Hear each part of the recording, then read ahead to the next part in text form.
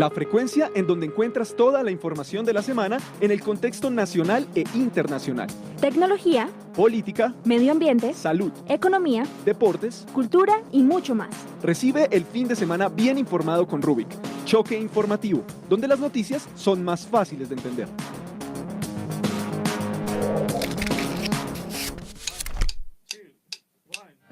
Muy buenas tardes, bienvenidos a Rubik Choque Informativo, nuestro programa número 26. Hoy es 3 de mayo del 2019, se acaba el semestre, inicia mayo. Quiero dar la bienvenida a toda la mesa de trabajo, Miguel. Hola, ¿qué tal, queridos oyentes? También me uno a Felipe extendiéndole el saludo a la mesa de trabajo. Y así es, nuestro primer programa de mayo, nuestro programa número 26 ya casi acabando semestre, pero bueno, aquí con toda la actitud y esperando que sea un programa muy productivo. Sí, así es. También tenemos a Gabriela. Hola, ¿cómo estás? Hola a todos, a nuestros oyentes. La mesa de trabajo está un poquito duro. Sí, nos coge un poco alto el volumen hoy. Nada, espero que sea un viernes muy productivo. Nico, ¿cómo estamos? Bien, muchas gracias. Un saludo para toda la mesa de trabajo y un saludo también para nuestros fieles oyentes que como siempre nos acompañan ya en nuestro 26º programa, después de un programa especial. Volvemos ya a nuestra rutina. Sí, el programa 25, hace 8 días tuvimos a Ángela Garzón, nos acompañó también Daniel del Derecho y al Revés, Mario de Rockmanía, y también le damos hoy, justamente hablando de máster, la bienvenida a Dana, que regresa, hace su aparición estelar.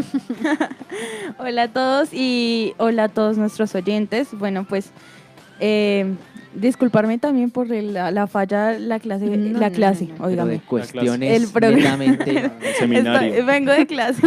El programa pasado, disculparme, realmente fue algo que se me salió de las manos, pero ya regresé aquí haciéndoles máster con toda la actitud como siempre. Eso es lo importante. 5-4, así arrancamos Rubik.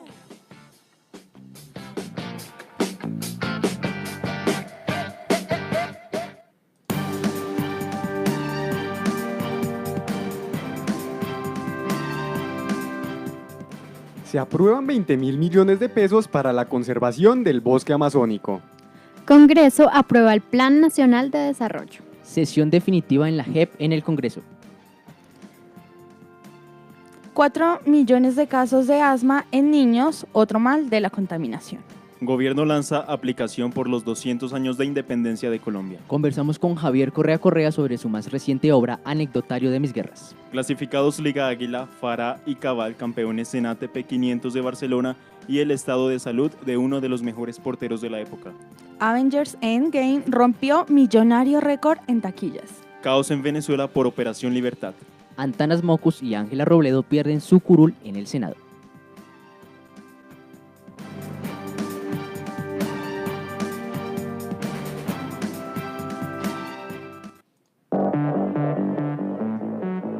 Los 5 acontecimientos que debes saber antes de entrar a clase.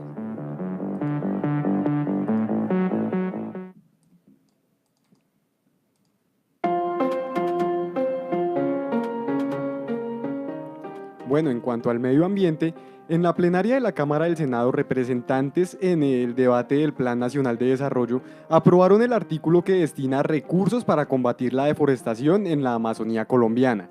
El porcentaje ya antes destinado en el Plan Colombia en Paz era del 0% para los recursos, para el ambiente y para el desarrollo sostenible.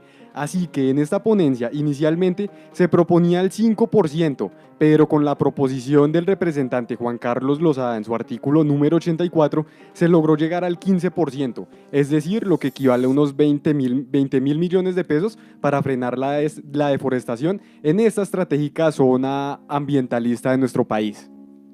Senado acogió texto del Plan Nacional de Desarrollo aprobado en la Cámara de Representantes. Luego de 3 jornadas y más de 40 horas, la Cámara de Representantes aprobó en la noche de este jueves el proyecto en medio de un agitado debate. Luego de ello, y teniendo en cuenta que no alcanzaba el tiempo para una conciliación, el Senado decidió acoger el texto. Entre los artículos más polémicos aprobados están los relacionados con el alza de aranceles para la importación de textiles y confecciones. Dichos artículos han recibido la oposición de gremios como la ANDI, FENALCO y ENALDEX, argumentando que la propuesta va en contra de los acuerdos comerciales y que perjudicaría terriblemente a los comerciantes y a los consumidores, quienes comprarían a precios más elevados. Fue eliminado el artículo 89, que hacía referencia a entregar el 5% del recaudo de impuestos prediales a la gestión catastral, denunciado por Juan Carlos Granados, Contralor Distrital, al señalar que entidades como el IGAC no necesitarían más recursos. Por otro lado, el senador Fernando Araujo celebró el Plan Nacional de Desarrollo aprobado por el Congreso y dijo que este es un plan que pretende invertir en Colombia 1.065 billones en los próximos 4 años, 185 en mi región, la región Caribe. Enhorabuena, se aprobó este Plan Nacional de Desarrollo. Al Senado le quedó grande, luego de intensos días y arduas jornadas para decidir la aprobación o no a las objeciones contra la Jurisdicción Especial para la Paz, JEP, el Senado de la República no pudo tras 3 días de intentos fallidos. Todo inició el día martes, en donde la votación tardó varias horas, pero se determinó con cifras de 47 votos a favor y 34 en contra, negar las objeciones que presentó el presidente Iván Duque. Ante esto, surgió la problemática relacionada a que realmente se necesitaban 48 votos y no 47 como indicó el resultado inicial, argumentando que se necesitaba la mitad más 1 del quórum y teniendo en cuenta que habían varios senadores que estaban impedidos. Ante esto, nuevamente se aplazó a una segunda votación para el día miércoles, que tampoco se llevó a cabo, hasta el día jueves, que tuvo una resolución cuando finalmente, y ante las dificultades planteadas, se determinó que sería llevado al alto tribunal, la Corte Constitucional, para determinar si los 47 votos son o no suficientes. La contaminación en el aire no es un problema que solamente se vive aquí en Colombia, sino que es un tema que es de preocupación global, pues tras analizar 125 ciudades, investigadores encontraron que la polución del tráfico vehicular está asociada con el 13% de los casos de asma en niños que se presenta en el mundo, lo que equivale a 4 millones de niños con asma. Un estudio publicado por la revista The Lancet Planetary asegura que la contaminación es un factor de riesgo para el aumento de casos de asma infantil, por lo que sugiere implementar estrategias para reducir la exposición a la contaminación relacionada con el tráfico vehicular. Y además, frente a esto, Falcon Rodríguez, que es un autor de varios artículos sobre el tema y también es investigador del Instituto Nacional de Enfermedades Respiratorias de Ciudad de México, señaló que identificado el problema, en este caso, el efecto del dióxido de nitrógeno sobre la salud infantil, y la solución debe ser no solamente a nivel social, sino también a nivel político. En tecnología, el gobierno lanza aplicación por los 200 años de la independencia. Esta plataforma, que tiene como nombre Bicentenario Colombia, permitirá conocer la historia del país a través de audios y selfies con personalidades cumbre y lugares representativos en los que hubo acontecimientos que de alguna u otra manera influyeron en la independencia.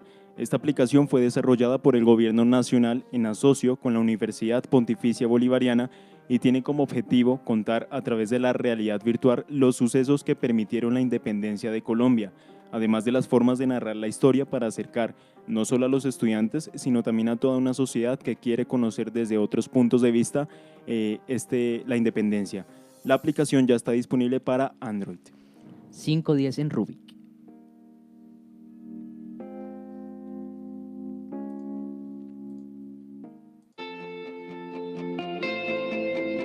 Las noticias del rentado local en ámbito nacional.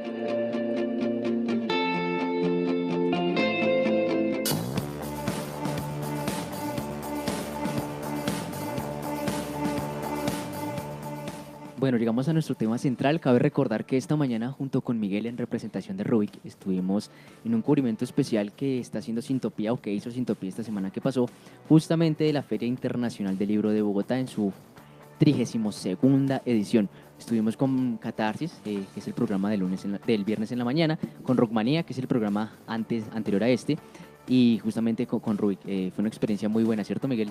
Exactamente, Felipe, y así como lo dice, cubrimos varios eventos, informamos la agenda del día de hoy, incluso en estos momentos se están llevando a cabo eventos realmente interesantes para todos los invitados a la Feria del Libro, y en el transcurso de las próximas horas iniciarán unos cuantos más, entonces pues aún alcanzan a llegar, queridos oyentes, a la Feria del Libro. Aún hay tiempo. Siempre hay tiempo, dijo alguien por ahí. Bueno, justamente en el marco de la Feria Internacional del Libro de Bogotá, que tiene como invitado de lujo a Colombia, hablamos con el docente, periodista y escritor barranquillero Javier Correa, docente de esta universidad, quien hizo el lanzamiento de su más reciente obra, Anecdotario de mis guerras. Correa, próximo a cumplir 60 años, tiene sobre algunas obras representativas en las que mezcla poesía, novela, crónicas, entre las que encontramos La mujer de los condenados del año 2000, Si las paredes hablaran, es muy buena, yo me la leí. del año 2006 y obra con la que ganó el concurso de novela corta del taller de escritores aquí en la Universidad Central. Diario de Esperanza en el año 2009, Muerte en el Anticuario y Se robaron a Monserrate y otros cuentos del año 2017 y ahora en este año 2019 su más reciente obra, recopilación de las crónicas que lleva por nombre Anecdotario de mis guerras. Pues es un honor para nosotros que el profesor Correa nos pueda acompañar, es nuestra fuente de hoy. Aún así le preguntamos a la gente antes de entrar en materia, tenemos un Vox Populi por ahí. Claro que sí. Gabriela, cuéntanos sobre el Vox Populi. Bueno, pues yo le pregunté a la gente cómo fue a la Filbo también, si no han ido, ¿qué están esperando? Así que escuchemos. Señoras y señores, la Feria Internacional del Libro, la Filbo, ha llegado y vivirá nuevamente los eventos culturales más importantes. Esta vez celebrará su edición número 32 con una multiplicidad de conversatorios, conferencias, debates y talleres, para que los asistentes saquen el mayor provecho de esta fiesta de la cultura. En los últimos años, esta feria se ha vuelto una tradición y más personas del país la eligen como primera opción. Así que salimos a preguntarle a la gente si ya fue a la Filbo y qué fue lo que más les emocionó de esta tan esperada feria. Pues lo que a mí más me gustó de la Filbo fueron las actividades experienciales que hicieron algunas marcas, como por ejemplo Juan Valdés, y tener contacto con algunos autores de los libros que me gustan. Sí, fue a la Feria del Libro y lo que más me gustó fue el pabellón de autores independientes, ya que les da la oportunidad de sobresalir. Son muchas las cosas que resaltan de esta Feria Internacional del Libro, además de que la feria nos ha aportado sorpresas, como que el presidente Juan Manuel Santos fuera el que rompió el récord de asistencias. A los que aún no están esperando vivir esta experiencia, les vamos a preguntar, ¿usted qué está esperando para ir a esta gran edición de la Feria del Libro? No he tenido la oportunidad de ir porque me han dicho que los últimos días es lo más desocupado y además hay grandes ofertas. Entonces espero ir o este fin de semana o el lunes, que es el último día. Bueno, la verdad este año no he tenido la oportunidad de ir a la Feria del Libro, pero me parece que es una propuesta bastante interesante por parte de la Alcaldía de Bogotá, ya que incentiva la cultura, la educación y pues de cierta manera también es una manera de recaudar fondos. ¿Y usted qué está esperando para ir a esta Feria del Libro, que traerá a más de 170 invitados? Recuerde que la feria lo estará esperando hasta el 6 de mayo con toda la actitud. Bueno, interesante lo que dice la gente, ¿no? Mucha gente también espera hasta última hora como Sí, es buenos verdad. colombianos, porque baja un poco la afluencia de Desocupado. personas, se encuentra un poco más desocupado, quizás hay también por ahí tal o cual oferta llamativa para adquirir libros, pero bueno, interesante lo que dice la gente, que también se ha ganado un espacio aquí en nuestro programa. Bueno, le queremos preguntar al profesor Javier Correa justamente, que nos cuente un poco sobre su más reciente obra. El Anecdotario de mis guerras es una recopilación de 53 crónicas sobre el papel que como comunicador social, como periodista, desempeñé en calidad de corresponsal de guerra durante muchos años en Cali y en el norte del Cauca, y cómo eso de alguna manera me marcó tanto en lo personal como en lo profesional. Son crónicas escritas hoy, 3 de ellas retomadas, publicadas en su momento, pero sí lo que hago es una línea en el tiempo para ver cómo fue evolucionando la guerra para terminar en la dejación de armas por parte del M-19. Un trabajo bastante interesante por parte del profesor, sin duda. Creo que esta experiencia de ser reportero de guerra debe ser emocionante, pero al mismo tiempo como escalofriante. Y creo que eso alimenta en buena medida las vivencias personales de uno, pero la carrera, como también lo dice el profesor. Me uno a lo que dice Miguel, tal vez el ser corresponsal de guerra es una aventura que más de un periodista quisiera experimentar, Y que pero no le toca a cualquiera, ¿no? Exacto. A mí me gustaría. Tiene que tenerlas bien puestas para Sí, de verdad tomar ese rol. Y precisamente la guerra, como su nombre lo indica, juega uno de los papeles fundamentales en este anecdotario, como bien lo dice él. Y por eso le quiero preguntar a Javier Correa, ¿qué rol juega la guerra y el conflicto en su libro? Bueno, la guerra es uno de los inventos más espantosos que ha hecho la humanidad. Y la historia de la humanidad es la historia de las guerras, desde los hombres primitivos hasta hoy. Lo que pasa es que esa maquinaria de guerra se ha ido especializando. Y un poco lo que el libro pretende es desnudar ese horror de la guerra y mostrar que los conflictos están, hay que vivirlos, hay que reconocerlos y hay que, hay que superarlos de manera pacífica, mediante el diálogo. El horror de la guerra, como lo dice el profesor Correa. Algo que también me recuerda como lo plantea Sun Tzu en El arte de la guerra, es que la mejor guerra es la que se gana sin pelear. Entonces, pues precisamente como lo habla en su libro, habla del horror de la guerra y estas crueldades que perfectamente se pueden dar en el momento de batalla. Javier, al ser un corresponsal de guerra, todos los lectores esperamos cómo es la guerra desde la perspectiva del corresponsal, pero también debe tener sus puntos positivos, ¿no? Ver la guerra desde otra perspectiva, precisamente como un corresponsal, como un periodista. Sí, desde el primer plano, y justamente eso hace que, digamos, las crónicas llamen mucho la atención, ¿no? La crónica es como el acercamiento más periodístico, por decirlo así, que nos pueden contar sobre la guerra, ¿no? También. Entonces, interesante. Bueno, y además añadir ahí un poco, por lo menos yo he leído bastante acerca de pues crónicas de guerra, pero no de aquí en Colombia. Entonces también es importante que una persona, un periodista y que se dedique en este momento a hacer un libro de algo que pasó hace ya bastante tiempo es recopilar también un poco la historia de Colombia. Por otro lado, yo quiero preguntarle al profesor Javier Correa, ¿qué estructura encontramos en Anecdotario de mis guerras? La estructura es una estructura lineal con crónicas, son crónicas periodísticas, siguiendo ese sentido de lo que es la crónica, que es la humanización de la noticia. Entonces no se trata de apelar a la razón, sin que eso signifique que no sea racional, pero se trata de apelar más a los sentimientos, a lo que mueve a la gente. Ese es el sentido de la crónica y por eso el libro está escrito así, más que un ensayo académico o histórico, pretende mediante crónicas mostrar eso. A mí me parece algo muy interesante porque más que contar la guerra quiere, como él dijo, mostrar los sentimientos, quiere que la gente también sienta lo que él sintió y lo que estas personas involucradas en la guerra sienten día a día. Además, desde el punto de vista de la estructura, a mí me llama mucho la atención la que mencionó Javier Correa, diferentes crónicas, y no solamente que se base en una historia. 53 crónicas. Son 1000 anécdotas, si de la Segunda Guerra Mundial se pueden sacar millones, no me imagino cuántas se pueden sacar de la guerra en Colombia.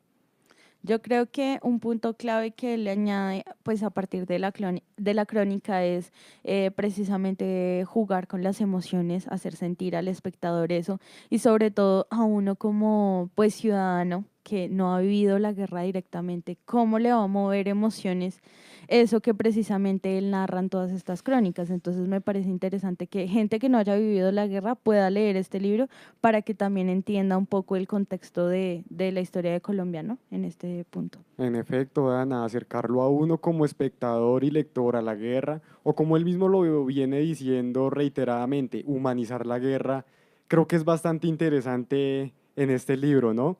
Y bueno, yo le quisiera hacer una pregunta un poco más personal al profesor. ¿Qué busca destacar en su libro? Ahí lo que se busca destacar es cuál es el papel de los periodistas en el conflicto armado.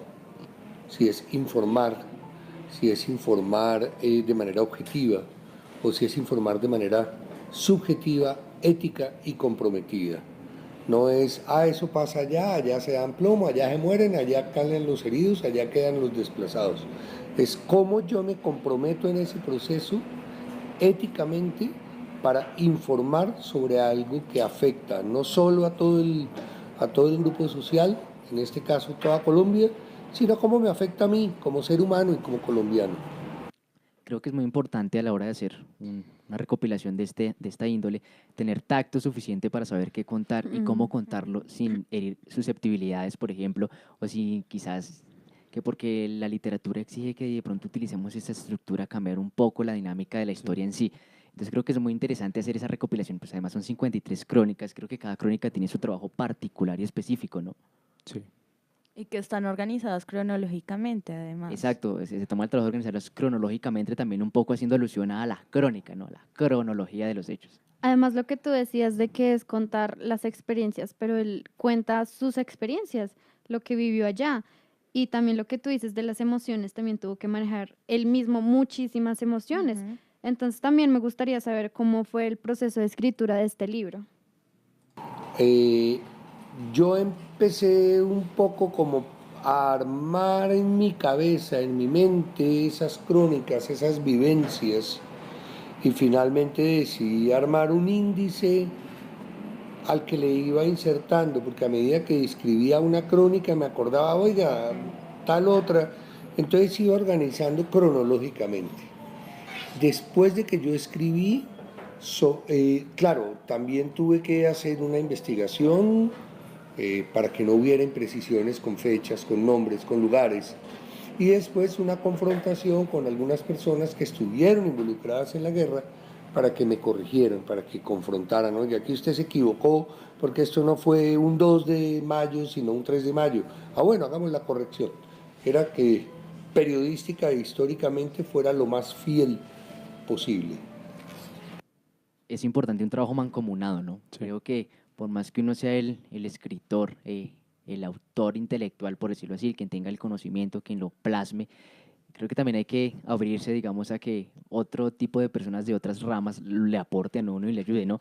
Por ejemplo, en el caso de una editorial, la maquetación, corrección de estilo y demás, digamos en este caso, como lo dice él, a gente externa que conoce sobre sucesos particulares que él menciona para que le digan, hey, sí, aquí hay una imprecisión o no. También interesante trabajo mancomunado que trae una obra en sí, ¿no?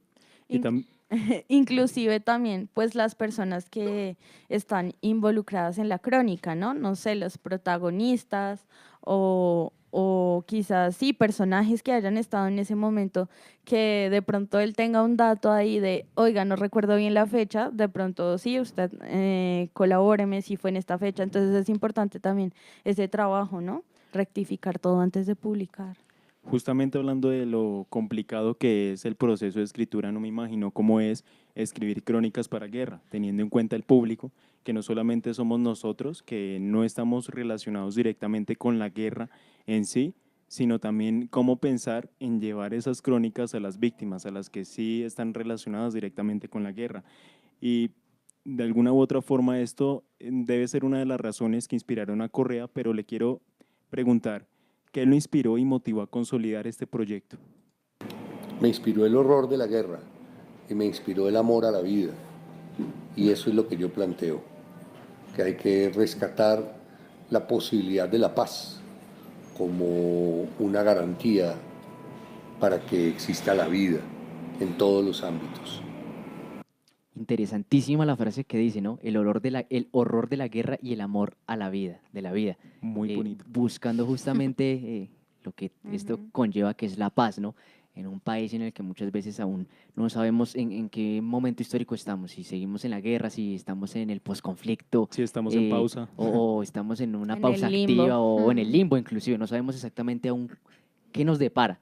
Entonces es importante que, digamos, desde la academia también estas obras aporten a la construcción de memoria y de paz, ¿no? Sí.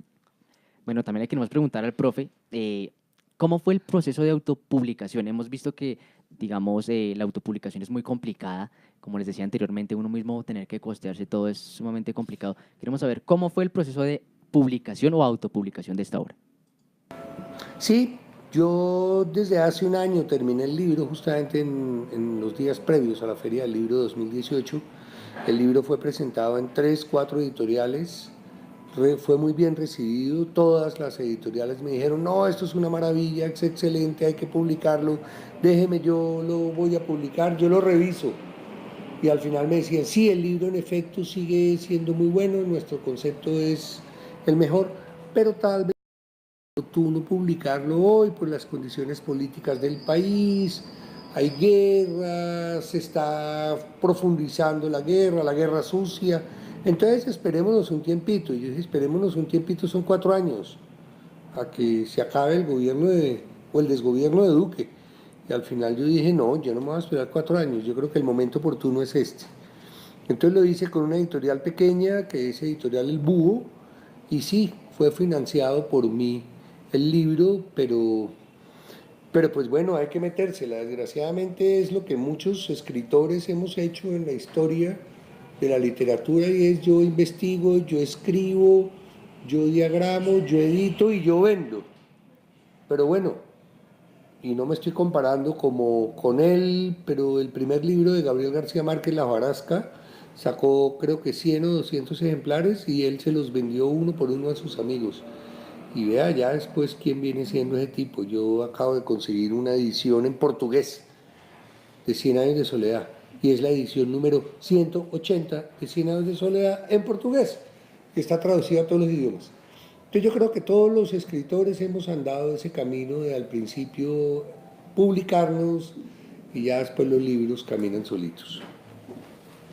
Interesante lo que dice el profe, y también un poco como la limitación que tiene trabajar con editoriales grandes, ¿no? Con grandes agentes de estos que representan los libros.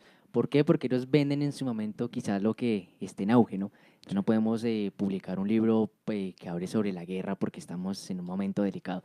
Entonces también esa autopublicación como que genera un poco la libertad, ¿no? Tener el contacto directo con la gente sin temor quizás a encontrar ese tipo de censura, ¿no? Entonces es como una de las ventajas, quizás que hay más reconocimiento, pero también una de las limitaciones, ¿no? Efectivamente, sí, pues también teniendo en cuenta, como lo dice Felipe, el momento exacto que está viviendo el país, la época en la que está viviendo, de pronto los mandatarios que está teniendo en el momento, afectan directamente la obra de un escritor, de un artista. Entonces ese es el complejo camino que se tiene que labrar un artista después de hacer su obra, ahora para publicarla. Y cuando se habla de todos estos problemas con las editoriales, entra a jugar el contexto, ¿no? Digamos, si yo voy a publicar una crónica de guerra, no podemos estar en paz para que se publique. O sea, es por el miedo también a la censura por parte de las editoriales, pero también tienen que pensar en el escritor y no pueden esperar 4 años, como bien dice Correa, que se acabe este gobierno. Y sobre todo que en esos 4 años, no, o sea, después de esos 4 años no se va a saber si lo van a terminar publicando, si es el tiempo oportuno. Y además yo creería que estemos o no en un proceso de paz, conocer y leer acerca de la guerra es importante simplemente por el hecho de que no se vuelva a repetir. Por memoria. De hacer memoria, exactamente. Justamente hacer memoria. Creo que nadie tiene derecho a ser censurado en cuanto a que quiere contar algo que vivenció, que vivió en su rol como persona o como profesional, en este caso, pues como corresponsal de guerra, periodista. Pero creo que no debe estar esa censura de, bueno, al margen de que sea desde la labor profesional, ese tipo de temas no se pueden abordar. Entonces creo que en ese sentido todo el mundo tiene derecho, así no sea un libro, no sea una editorial, todo el mundo tiene derecho a contar, a explicar, a decir lo que vivenció y cómo actualmente lo entiende, ¿no? Porque creo que también radica un poco en eso.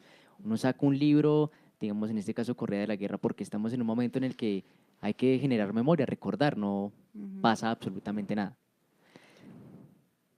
Sí, exactamente. Bueno, le damos las gracias al profesor Javier Correa por atendernos, lo seguiremos viendo por ahí en los pasillos de la Universidad Central. Un gran sacando profesor, más libros. Justamente un gran profesor, una gran persona, siempre dispuesta a colaborarnos, a enseñarnos. Creo que los que hemos pasado por la carrera de comunicación, hemos tenido clase con él, hemos aprendido muchísimo desde el principio.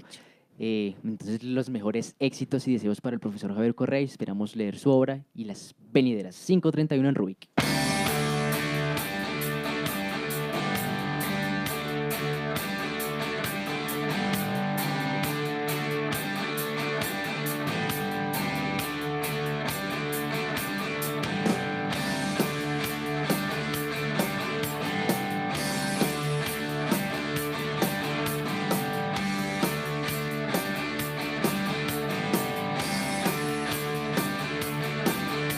We're standing on the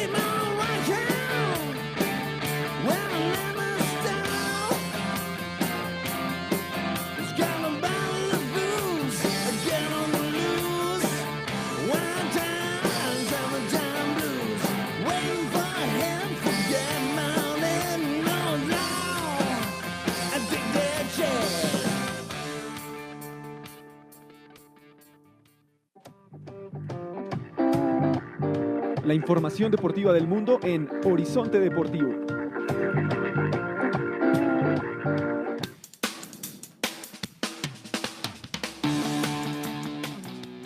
Bueno, en cuanto a fútbol local, ya hay algunos clasificados a los cuadrangulares de la Liga Águila.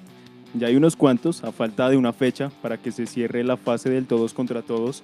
En la Liga Águila ya hay 2 clasificados segurísimos, Millonarios y Tolima con 38 y 32 puntos respectivamente. Los parcialmente clasificados hasta el momento sin que se juegue esta fecha son Pasto, Cali, Junior, Once Caldas, América de Cali y Nacional. Pero hay que tener en cuenta que tanto Unión Magdalena como Patriotas y Medellín aún tienen posibilidades, algunos remotas más que otros, pero de todas maneras cualquier paso en falso podría dejarlos sin liguilla. El 11 de mayo empezará uno de los más importantes eventos para el ciclismo en el mundo y entre los favoritos se destacan 2 colombianos, Edgar Bernal y Miguel Ángel López, más conocido como Superman. Estos son los favoritos que vienen de ganar el París-Niza y la Vuelta a Cataluña. El holandés Tom Dumoulin es el favorito a ganar este Giro. El Giro de Italia estará marcado por el equilibrio entre pruebas de cronómetro y montañas. ¿Quiénes serán los campeones más adecuados para este trazado?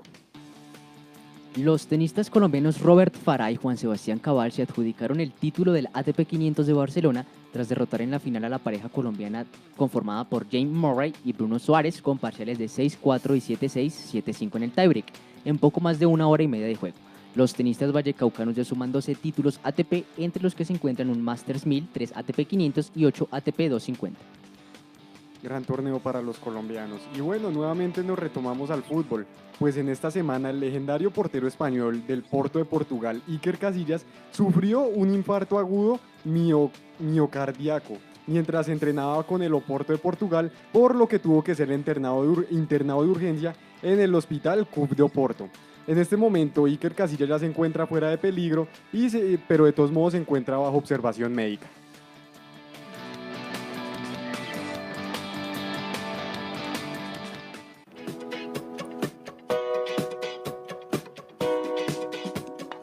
Por ti, que te enorgulleces de ser unicentralista. Por ti, que dejas en alto el nombre de la universidad. Por ti, que día a día te esfuerzas por ser mejor. Por ti y por todos los que creemos en este proyecto, se construye el nuevo campus de la Universidad Central. Un complejo académico con diseños modernos, zonas verdes, salas interactivas, espacios culturales, del cual no querrás salir.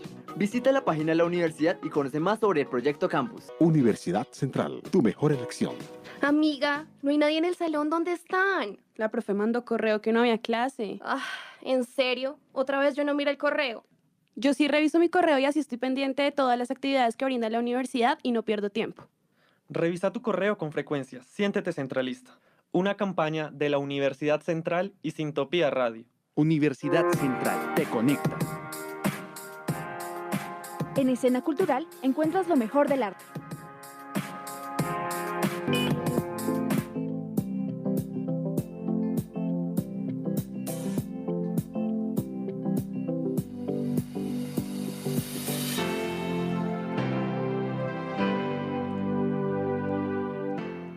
Bueno, en cine les cuento que Avengers Endgame rompió un millonario récord ya en las taquillas.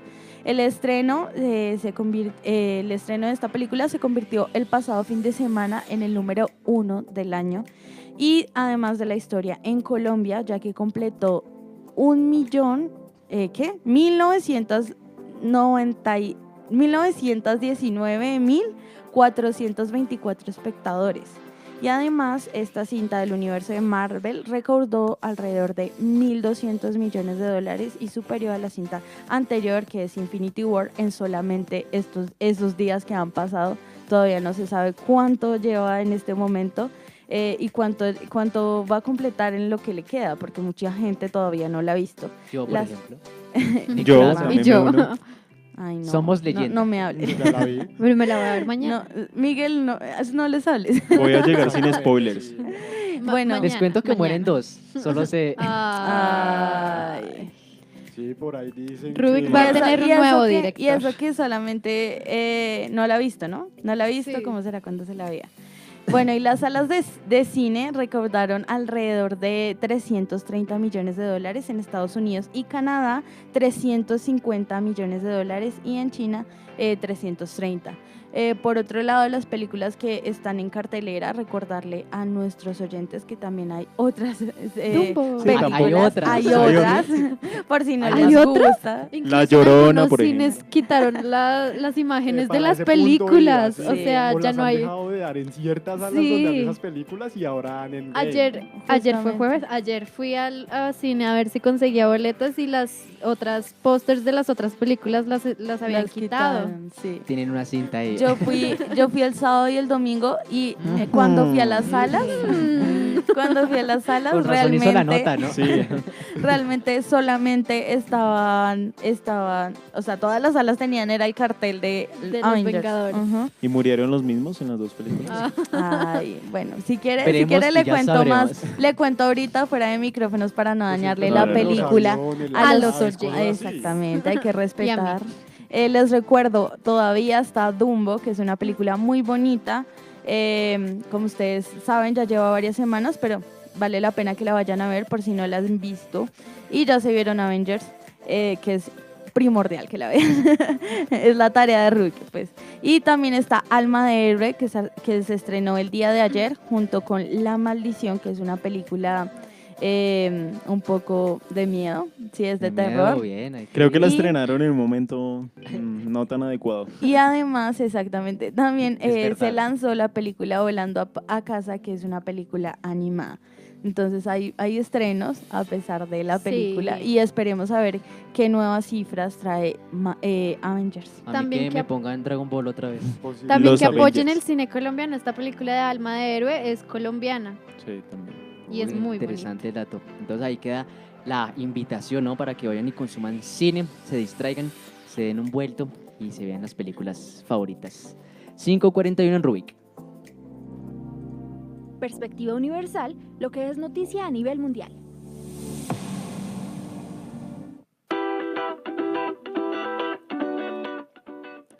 No nos llegan muy buenas noticias desde el país vecino, desde Venezuela, como raro. Hace mucho no llegan buenas noticias. Sí, hace mucho. Ya hace faltica una buena noticia de Venezuela. Esta vez se trata de la llamada Operación Libertad en Venezuela. Las manifestaciones en Caracas, que comenzaron el pasado martes tras la liberación de Leopoldo López, no cesan. El pasado martes, un grupo de militares venezolanos, que en un principio estaban del lado del régimen del dictador Nicolás Maduro, se rebelaron contra este mismo y en apoyo al jefe opositor y presidente interino de Venezuela, Juan Guaidó, quien llamó a toda la Fuerza Armada a sumarse al movimiento. Por otro lado, el régimen lo denunció como un golpe de Estado, pero ha asegurado tener la total lealtad de la jefatura militar. No, según ellos, no tienen el más mínimo miedo sobre esta nueva rebelión tras las expresiones de apoyo de varios miembros del alto mando militar, a pesar del llamado de Guaidó. Quienes atendieron al llamado del presidente interino fueron víctimas de bombas lacrimógenas y algunos grupos de los rebeldes, llamémoslo así, fueron embestidos por una de las tanquetas de Maduro mientras intentaban precisamente coger una de las tanquetas para volverlas en contra del régimen. El dato que deja hasta el momento, 4 son las personas fallecidas que ha dejado esta Operación Libertad, liderada por Guaidó y por López. Esta cifra se une a los 57 fallecidos que van en todo el año debido a las protestas contra el régimen de Maduro. Sin duda una compleja situación que nos sigue llegando desde el país vecino. Pero ahora también es necesario recordar que Leopoldo López nuevamente ya tiene una orden de captura por parte de Nicolás Maduro y su régimen. Además de que su casa también fue allanada, han circulado varias fotos en las que también le han destruido sus inmuebles, sus bienes, diferentes cosas de él.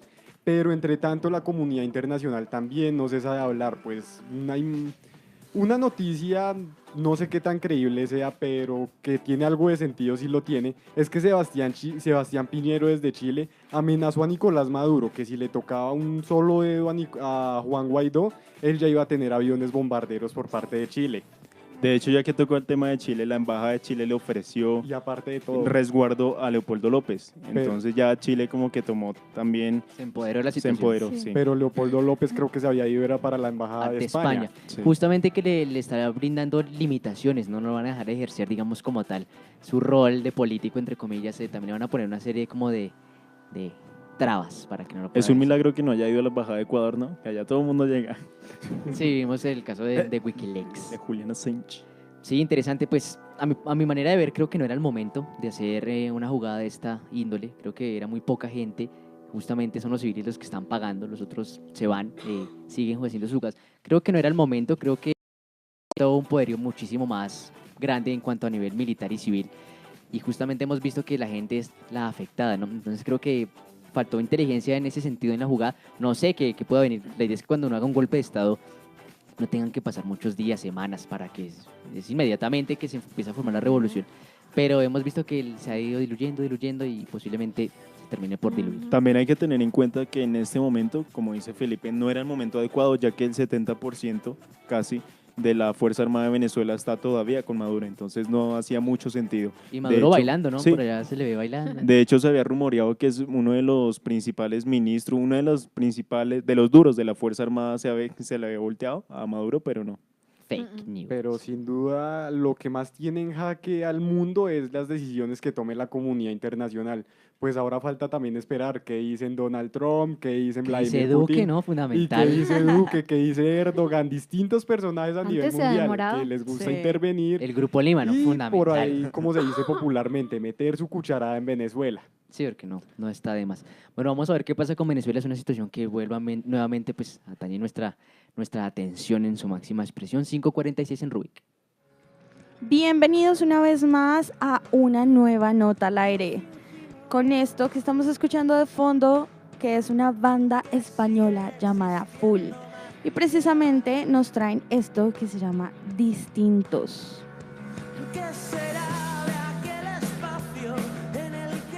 Y es que justamente esta banda nace siendo totalmente distintos, ya que antes fueron unos trapecistas de la calle que estaban decididos a darlo todo y con la conciencia clara de que había mucho trabajo por delante.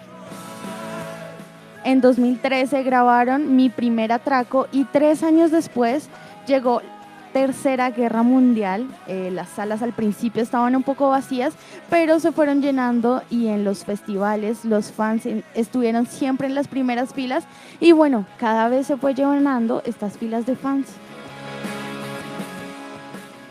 Y así llega el momento del tercer álbum llamado Capadocia y es una colección de canciones increíbles que en 40 minutos tiene una sucesión de himnos destinados a perdurar en el cancionero de la banda y además en el cancionero de los amantes del rock y del pop independiente. Full fue ascendiendo desde abajo hasta llegar a la cima y en ese proceso hubo un viaje que representó la vida y esa constante búsqueda de la identidad. Y mientras ese telón se abre y muestra un tema que contiene características especiales del grupo, nacen otros 2 singles llamados Denelia o Será Mejor. Y así continúan su camino hasta llegar a algo que explota y es precisamente esto que estamos escuchando de fondo llamado Zombies. Una canción que, como ustedes escuchan, mezcla líneas del sintetizador y las guitarras, letras que estallan y traen una nueva danza a la escena musical.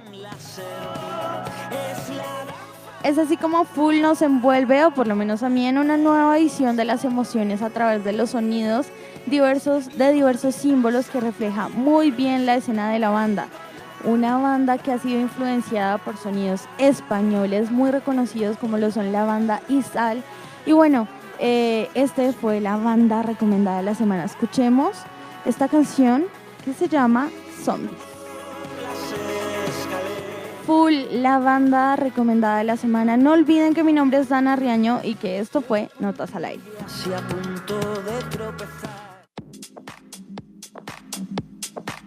En Rubik, Choque Informativo, te presentamos el personaje y la frase de la semana.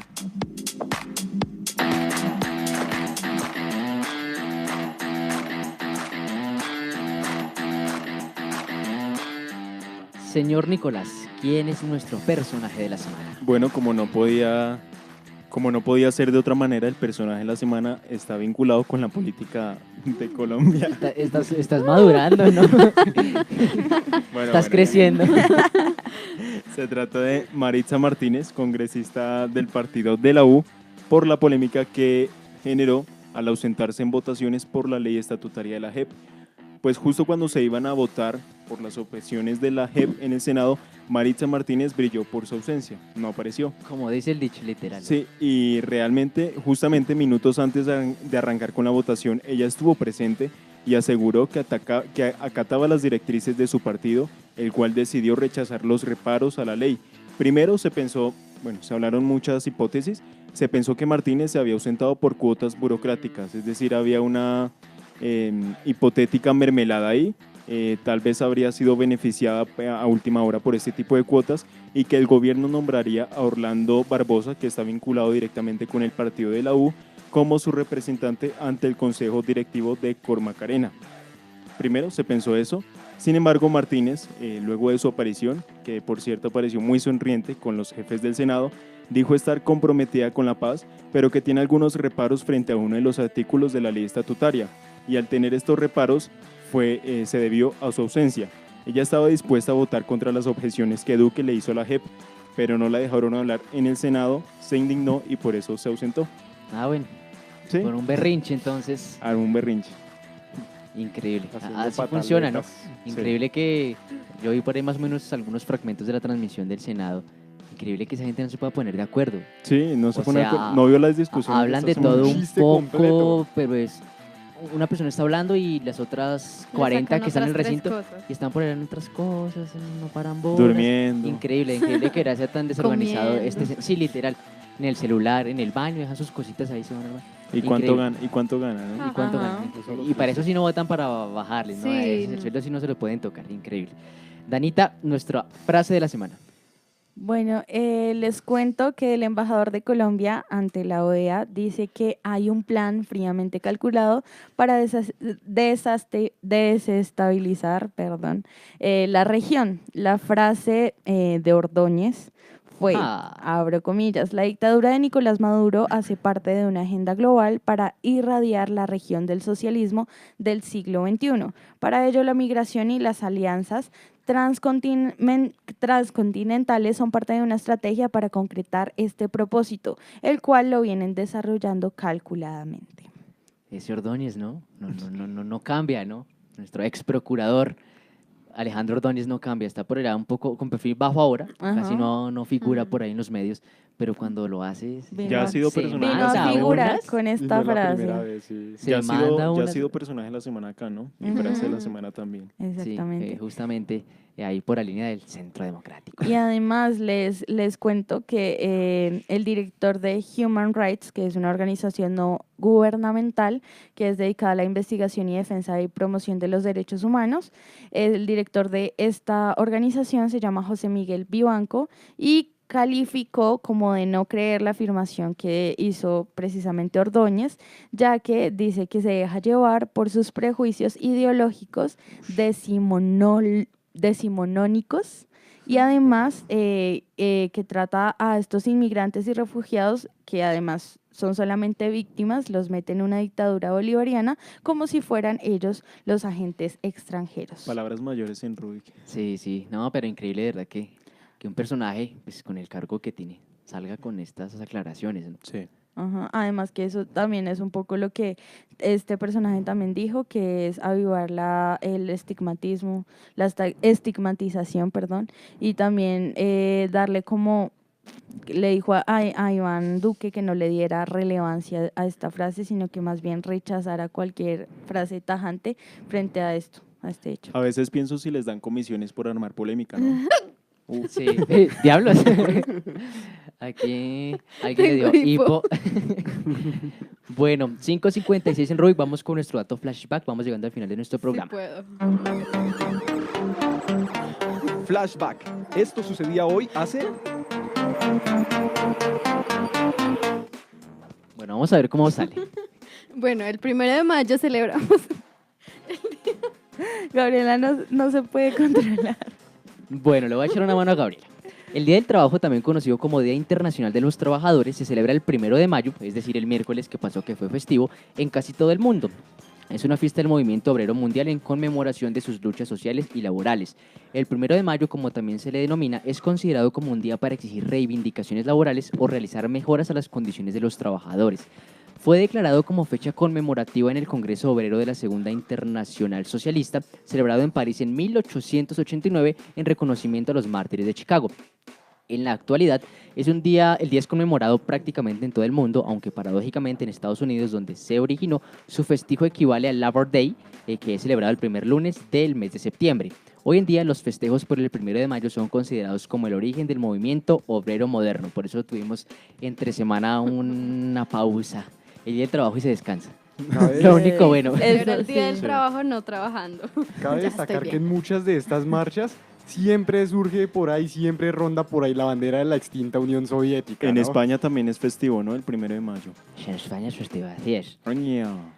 Bueno, vamos llegando al final de Rubik. Gracias a todos nuestros oyentes por estar ahí, por sintonizarnos, por escuchar nuestras entrevistas con el profesor Javier Correa, los diferentes temas que abordamos. Recuerden, les extendemos la invitación para que nos sintonicen también el próximo viernes. Darle las gracias a todo el equipo de trabajo, a Miguel, que también me acompañó en la Feria del Libro, a Nicolás, a Gabriela, que se mejore del hipo, a Dana en el máster por su aparición exitosa. Yo soy Felipe Arevalo, son las 5:59 y esto fue Rubik, Choque Informativo. Chau, chau.